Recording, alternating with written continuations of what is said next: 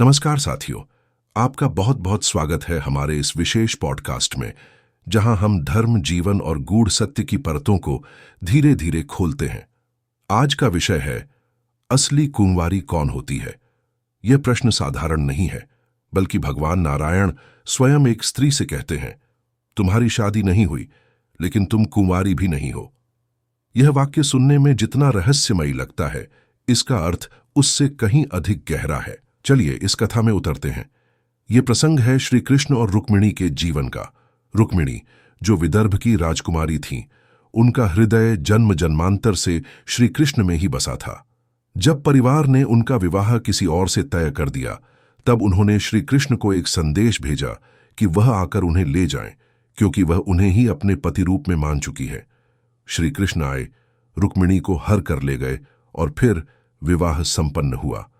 एक प्रेमी प्रेमिका, एक आत्मा दूसरी आत्मा से मिली, लेकिन इस प्रेम में न तो छल था न वासना, केवल समर्पण था।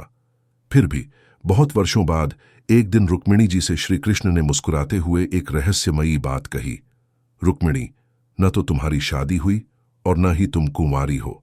यह वाक्य एक ही समय में स्त्री के जीवन, समाज की परिभाषाओं और आत्मिक संबंधों की गहराई को झकझोर देता है। पर श्री कृष्ण कभी कुछ यूं ही नहीं कहते। उनके हर वचन में दर्शन छिपा होता है। अब सोचिए, विवाह क्या होता है? क्या समाज द्वारा किए गए फेरे, मंत्र, अग्नि, वस्त्र और साक्षी ही विवाह का प्रमाण है? अगर ऐसा है तो रुक्मिणी की तो शादी हुई, फिर भी कृष्ण क्यों कहते हैं कि उनकी शादी नहीं हुई? दरअसल कृष्ण यह समझाना चाहते थे कि विवाह केवल एक शरीर का, एक विधि का या समाज का नियम नहीं है। असली विवाह वह है जो आत्माओं के बीच होता है, जहां एक स्त्री और पुरुष के बीच श्रद्धा, समर्पण और शुद्ध प्रेम होता है। और वही प्रेम रुक्मिणी ने कृष्ण को पहली बार पत्र भेजते समय ही समर्पित कर दिया था। उस दिन वह आत्मा से कृष्ण की पत्नी बन गई थी, लेकिन विवाह विधि से बहुत बाद में हुआ। अब आती है दूसरी बात, तुम कुंवारी भी नहीं हो। यह वाक्य भी बड़ा गूढ़ है, क्योंकि रुक्मिणी ने तो किसी और को देखा तक नहीं था। तो फिर वह कुंवारी क्यों नहीं है?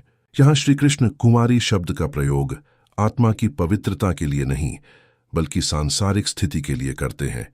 वे कहते हैं, तुम्हारा विवाह नहीं हुआ क्योंकि आत्मा का मिलन तो पहले ही हो चुका था, और तुम कुंवारी भी नहीं हो क्योंकि तुमने मुझे अपने हृदय में पहले ही पति रूप में स्वीकार कर लिया था। इस तरह से समाज की परिभाषाओं से हटकर श्री कृष्ण आत्मिक स्तर पर संबंध को स्थापित करते हैं। यह प्रसंग केवल रुक्मिणी और श्री कृष्ण की कथा नहीं है। यह तो हर उस व्यक्ति की कहानी है जो जीवन में सच्चे प्रेम को खोजता है। आज के समय में जब रिश्ते खोखले होते जा रहे हैं, यह कथा हमें सिखाती है कि असली संबंध वो नहीं जो केवल विवाह मंडप में बनते हैं, बल्कि वो हैं जो हृदय और आत्मा में गढ़े जाते हैं। अब आइए इस प्रसंग को और गहराई से समझें। रुक्मिणी जी जब श्री कृष्ण को पत्र भेजती हैं, उसमें एक एक शब्द में समर्पण है। वो कहती हैं, हे वासुदेव, मैं तुम्हें ही पति रूप में मान चुकी हूं। क्या यह केवल एक प्रार्थना थी? नहीं, यह उस आत्मा की पुकार थी जो जन्मों से उसी एक पुरुष की प्रतीक्षा कर रही थी। रुक्मिणी ने न श्री कृष्ण से पहले किसी को चाहा, न किसी को मन में स्थान दिया। उनकी चेतना, उनका मन, उनकी आत्मा सब श्री कृष्ण में ही समर्पित हो चुके थे। तो फिर प्रश्न उठता है, क्या विवाह की विधि उससे बड़ी हो सकती है? श्री कृष्ण कहते हैं, नहीं। जब आत्मा समर्पित हो जाती है तो वही असली मिलन है। तो असली कुंवारी कौन? वो जो केवल शरीर से अछूती हो, या वो जो अपने मन और आत्मा को किसी को समर्पित न करे?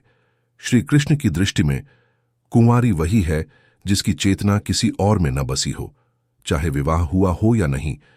तो इस संदर्भ में एक स्त्री जिसने सामाजिक रीति से विवाह नहीं किया, पर मन से, आत्मा से समर्पित हो गई, वह न तो विवाहिता है और न ही कुंवारी।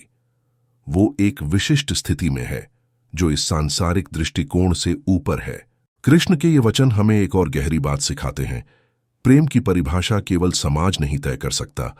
प्रेम एक चेतना है और विवाह आत्मिक मिलन की एक परिणति है। जो केवल शरीर तक सीमित हो वह प्रेम नहीं, वो सौदा है। और जहां आत्मा आत्मा से मिले वही विवाह है।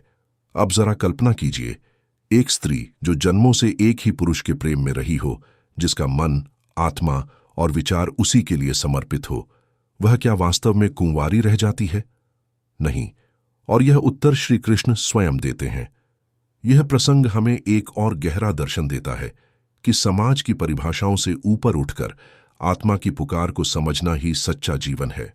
श्रोताओं, यह कथा केवल धार्मिक नहीं, यह एक आध्यात्मिक अनुभव है। यह हमें भीतर झांकने का अवसर देती है। हमारे जीवन में भी कितनी बार ऐसा होता है कि हम किसी को मन से स्वीकार कर लेते हैं, पर समाज उस संबंध को स्वीकार नहीं करता। ऐसे में हमें क्या करना चाहिए? समाज की परिभाषाओं के अनुसार चलना या अपनी आत्मा की आवाज सुनना? इस पॉडकास्ट का उद्देश्य केवल एक कथा कहना नहीं था, बल्कि उस कथा में छुपे आत्मिक सत्य को उजागर करना था। श्री कृष्ण जब कहते हैं, तुम्हारी शादी नहीं हुई लेकिन तुम कुंवारी भी नहीं हो, तो वह एक स्त्री को उसका आत्मिक सम्मान दे रहे होते हैं। वह कह रहे होते हैं कि मैं तुम्हारे प्रेम को जानता हूं, समझता हूं और उसे ही सच्चा मानता हूं।